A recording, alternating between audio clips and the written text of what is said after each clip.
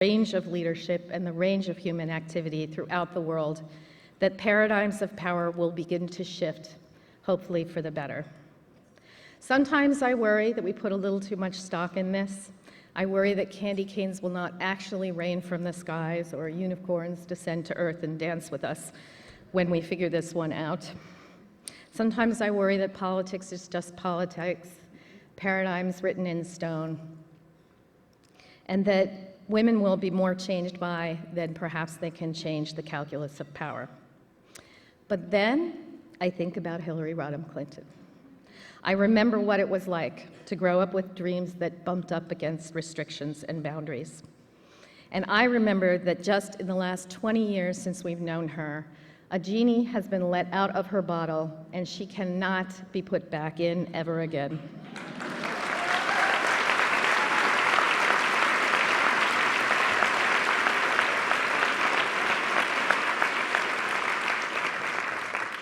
This is going to sound like a non sequitur, but just stay with me for 1 second. Florence Nightingale. I think we all had a little children's book about Florence Nightingale, and she was this lovely lady with a smile on her face, and she lived in 2 dimensions. Did you ever know that Florence Nightingale, this image of selfless, uncritical caring, actually opposed the founding of the International Red Cross? It was her view that if you give nation-states any help by taking care of refugees and taking care of their injured, you're just going to make it easier for them to fight war and fight war more often. So she opposed the founding of the International Red Cross, a complex, certainly controversial point of view. Helen Keller, another woman I read about as a little girl. Never forget her spelling out "wah-wah" on Annie Sullivan's arm. Do you know that that little girl turned into a fearless campaigner for peace with a sharper, more trenchant, more persuasive critique of the military-industrial complex a full 3 decades before Eisenhower ever put those words together? History is not generous to women. History barely remembers us. And when it does, it tends to do so in 2 dimensions only. You know how when you go to IKEA and you buy this like amazing bookshelf and it's got like drawers and panels and glass, and then you drive around to the back and they give you this flat box? That's what history does to us.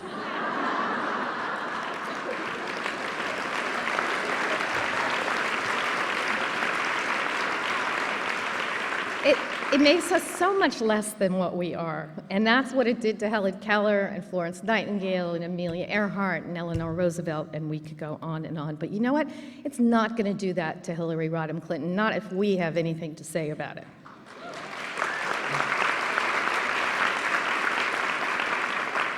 So all of this is the long way around to saying that Hillary Clinton does not need an introduction. What she needs is thanking.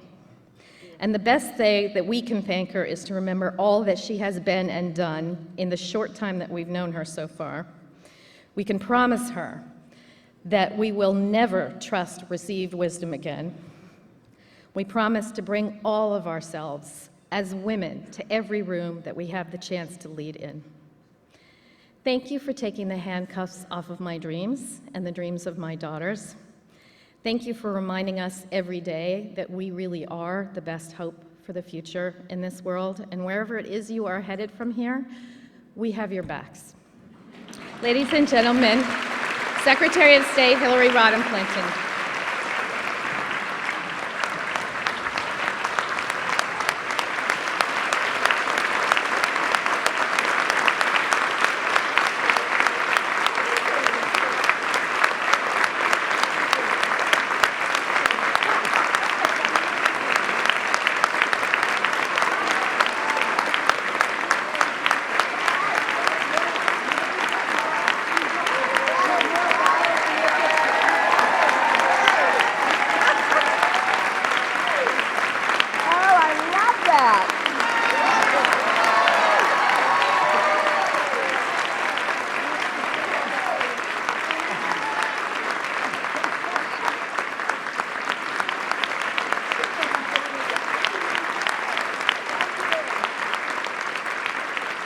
Oh my, wow. It is so great to be in New York. And it is wonderful to be here celebrating the 25th year of the foundation and all that it has done for so many women and girls and for this city that all of us love. I am so grateful to you, Abigail, for those amazing words. You may know a little bit about Abigail, and I hope you learn more. But if you have ever seen the film she did, Pray the Devil Back to Hell,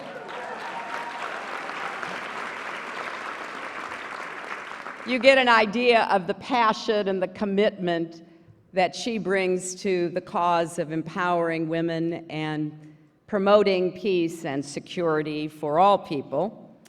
I want to thank Diana Taylor for her leadership at the foundation and for your tireless advocacy on behalf of women and girls, Diana. It is wonderful to be here with Anna and all of the staff of the foundation.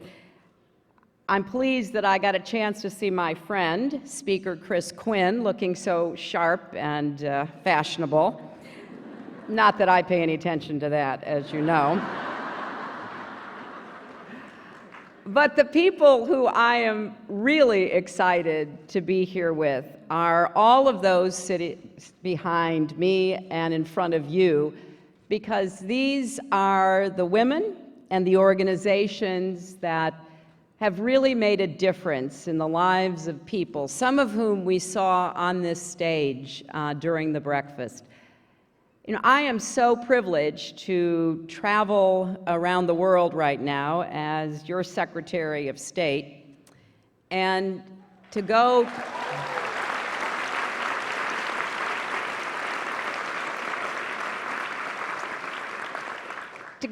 to countries where we have the business of state to conduct, to go to official meetings, to sit across from tables, to go in and out of government buildings, parliaments, palaces, and do the best we can to promote American values and interests and promote our security.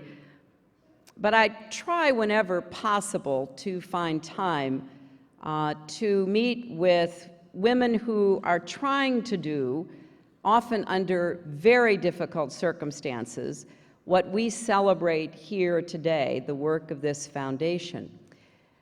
Because in places around the world, it's almost unimaginable that there could be this large room of women and men who are supporting a foundation devoted to uplifting, empowering, helping, supporting, comforting women and girls as they make their journeys through life. And so when I go somewhere, like I did last week, to West Bengal in East India, and had two remarkable experiences, meeting the newly elected chief minister, a woman who on her own started a new political party and built that political party over many years and just successfully ousted the incumbent Communist Party that had been in office for 34 years or so, and who is trying now to govern a state with 90 million people in it. And then I met with a group of women, mostly Indian, some American, who, along with some of the men who were running organizations to rescue girls from having been trafficked into prostitution. And I met some of the girls and the young women, and their stories sounded remarkably like the ones we heard this morning. And in particular, the very last line of one of our last presenters, that change takes time and love makes the difference. So when I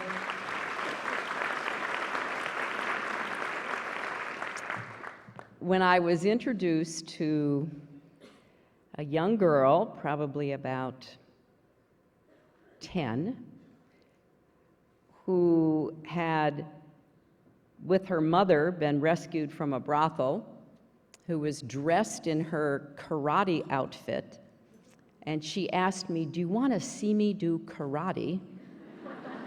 I said, "I really do." And she proceeded to perform a karate move, but it wasn't so much the karate as it was the way she stood so straight, looked me in the eye, had a sense of pride and accomplishment about her. And that's what we saw on this stage here, so many thousands of miles away. The work that the foundation does is part of this remarkable combination of actors and institutions that we sometimes take for granted in New York and in our country. You know, many years ago, I talked about society really being a three-legged stool. You need an accountable, responsible government. You need an effective, job-creating, prosperity-increasing private sector.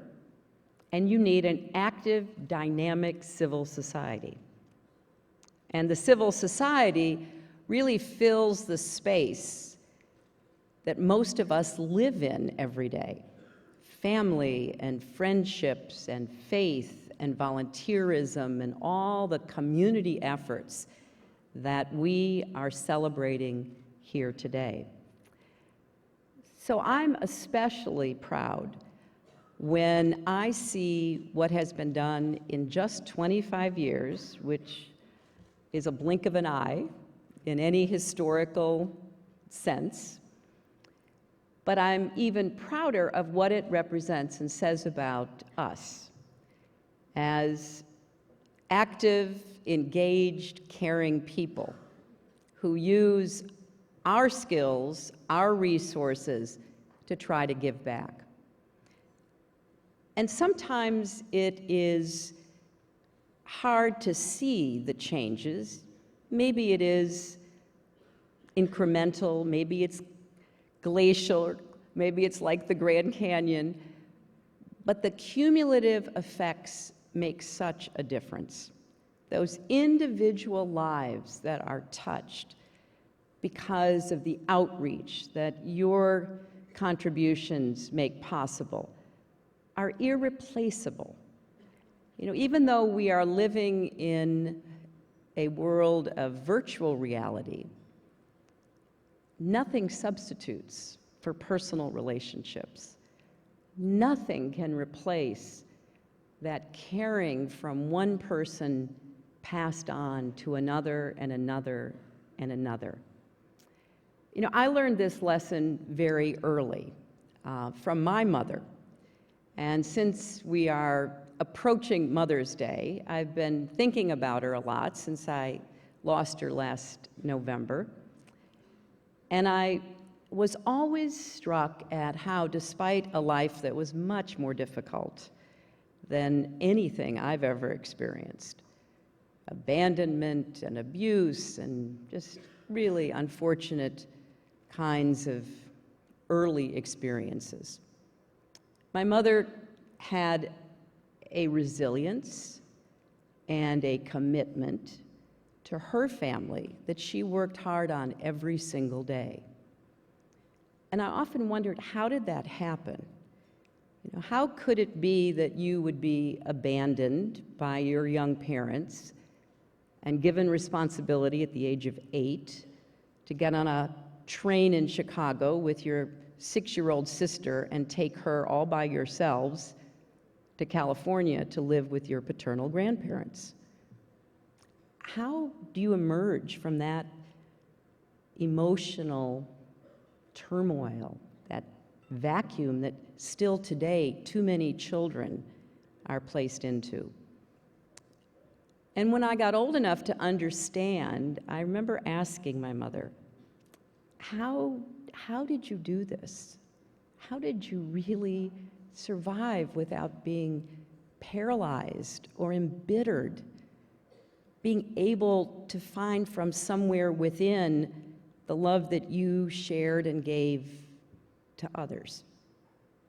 And I'll never forget what she said. She said, at critical points in my life, somebody showed me kindness. Somebody gave me help.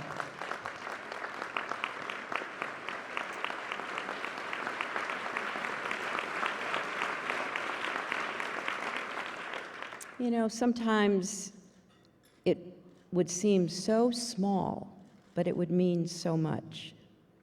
The teacher in elementary school who would notice that she never had money to buy milk, who every day would buy 2 cartons of milk, and then say to my mother, "Oh, Dorothy, I can't drink this other carton of milk. Would you like it?" Or the woman who gave her a job in her house when my mother was 13 or 14, because she had to leave her grandparents' home. And so she went to work as a full-time babysitter. But the deal was that if she got the children up and ready to go to school, then she could still go to high school. And so that's what she did. And then the woman of this house where she lived would notice that she had only one blouse that she had to wash every day. So all of a sudden, the woman would say, "You know, Dorothy, I can't fit into this blouse anymore, and I hate to throw it away. Would you like it?" Now, we think of those things as the kind of just personal connections and kindnesses that we take for granted. And in a time back in the 1920s, when there weren't a lot of formal organizations doing this kind of work, that's what really mattered. Well, certainly today, we still are primarily dependent upon individuals and institutions that are conveying the same level of kindness and caring. And not all of us will be able to do what the groups behind us do every day, but all of us can support them, and all of us can perhaps find a moment in every day when a kind word can make a difference, when a supportive pat on the shoulder can really speak volumes.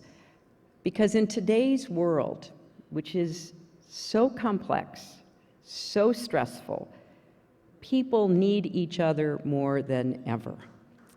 And so for me,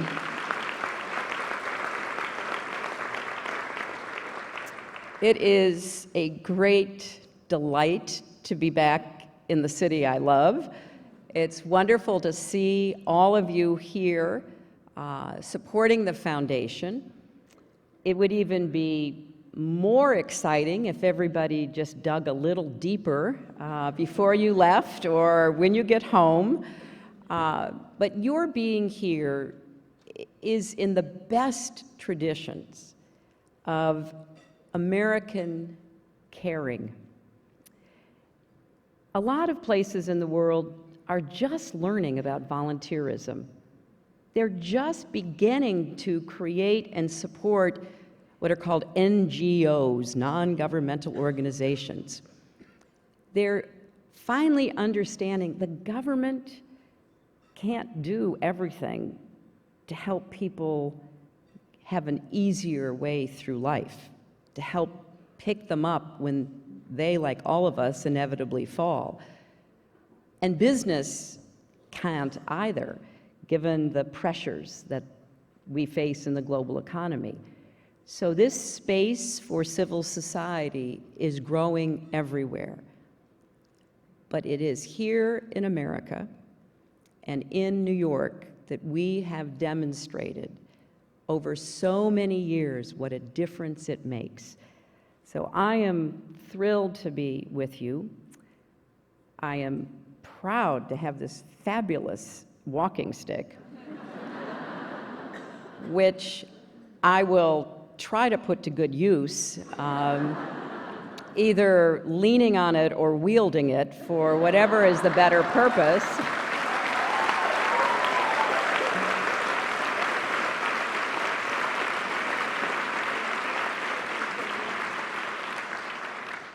But I mostly was looking forward to coming to take an excuse to actually be in my own country for a change, to encourage you and to be encouraged by you to get re-energized for the work that lies ahead, and to express on behalf of my mother great gratitude for reaching out that hand, for providing that support, that safe place, and for giving hope and love to so many who need it. Thank you all very much.